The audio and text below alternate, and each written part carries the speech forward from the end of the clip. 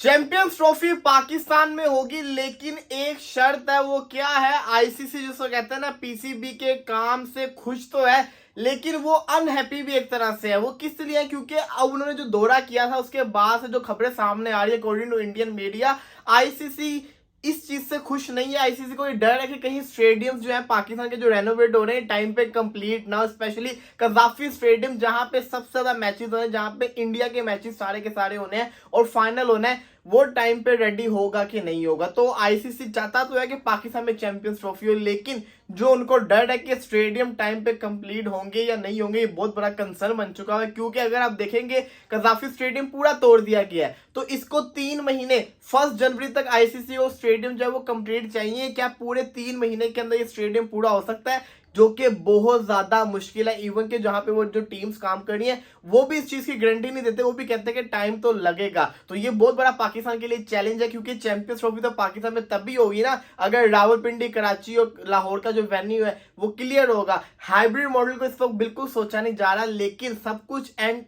The last moment आ सकता है। UAE का वेन्यू आ सकता है अगर पाकिस्तान के अंदर स्टेडियम टाइम के ऊपर कंप्लीट ना हो। रही बात इंडिया की, अभी तक इंडिया की तरफ से कोई श्योरिटी नहीं है। उनकी गवर्नमेंट बताएगी उन्होंने पाकिस्तान में जाना है कि नहीं जाना। इसी के साथ साथ फखर जमान भी पीसीबी से खुश नहीं है। जो आपको पता कनेक्शन कैंप हुआ था उसके अंदर फखर जमान भी बरस पड़े। उन्होंने कहा कि चेयरमैन साहब कहते हैं सर्जरी होगी। आप अपने इस जो इदारा है इसके अंदर भी तो जो सीनियर लोग हैं उनके ऊपर भी तो सर्जरी करें, क्योंकि अक्सर ऐसा होता है कि जो टॉप मैनेजमेंट के लोग हैं वो सही सलूक नहीं करते होते। इनसे परमिशन ली जाती है 5-5 महीने पहले कि हमने ये लीग खेलने जाना है, ये इजाजत देते हैं। उसके बाद जब लीग आती है ये मना कर देते हैं, ये वापस बुला लेते हैं। अभी भी मैं सीपीएल खेल रहा था, मैंने इनसे पहले की इजाजत ली थी, लेकिन उन्होंने कहा कि फिटनेस टेस्ट देना, तो मैं 8 को इधर आया, 9 को मेरा टेस्ट था। 30 घंटे की फ्लाइट लेके मैं पाकिस्तान आया और 9 तारीख को मेरा टेस्ट था। तो मतलब कि थका हुआ मैं था, उसके बावजूद मैंने फिटनेस टेस्ट क्लियर किया। तो ये चीजें फखर जमान की बिल्कुल जेन्युइन है। उन्होंने बिल्कुल जिसको कहते हैं ना सही क्रिटिसाइज किया कि पीसीबी के अंदर कुछ ऐसे लोग हैं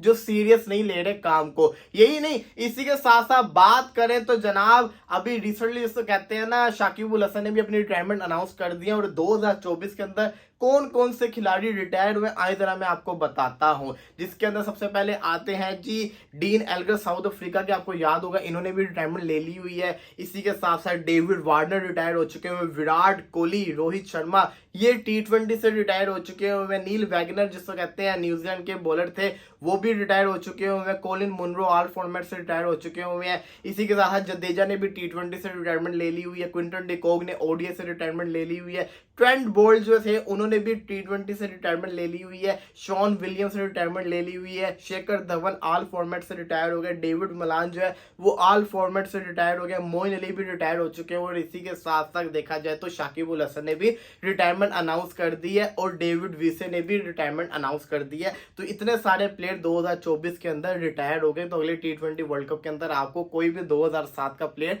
खेलता हुआ नजर नहीं आएगा। इसी के साथ साथ बात करें तो युवराज सिंह से पूछा गया कि आपकी नजर के अंदर बेस्ट कप्तान कौन था, तो उन्होंने कहा कि देखा जाए तो धोनी भी बहुत अच्छा कप्तान था, लेकिन जो रोहित शर्मा जिस तरीके से टीम को लेकर चल रहा है, रोहित शर्मा इस वक्त मेरी नजर के अंदर बेस्ट कप्तान है। यही नहीं, उनसे ये भी पूछा गया कि जनाब ये बताएं कि टेस्ट मैच की टीम के अंदर अगर आपको चूज करना हो विराट कोहली और जो रूट में से, तो आप किसको चूज करेंगे। तो ये बड़ा ट्रिकी सवाल था कि जो रूट के बड़े स्टैट्स हैं, तो उन्होंने बड़ा अच्छा जवाब दिया, बड़ा शानदार युवराज सिंह ने जवाब दिया। कहते कि ना अगर तो इंग्लैंड की कंडीशन होगी तो ऑफ कोर्स मैं जो रूट को चूज करूंगा, लेकिन अगर पूरी दुनिया में इंग्लैंड के अलावा कहीं और मैच होगा तो विराट कोहली को चूज करूंगा। इससे क्या हुआ, विराट कोहली का भी बड़ा नाम रह गया और जो रूट को भी उन्होंने पिक कर लिया, क्योंकि पूरी दुनिया के अंदर जो रन कर रहा है वो विराट कोहली और सिर्फ इंग्लैंड में जो रन कर रहा है वो जो रूट है। हाँ ये भी उन्होंने साथ साथ कहा जो करंट फॉर्म देखी जाए तो जो रूट जैसा कहते हैं ना फर्स्ट पिक होगा, लेकिन विराट कोहली आपको पता है कि ऑन द डे क्या कर सकता है। तो उनकी बात बिल्कुल सही थी कि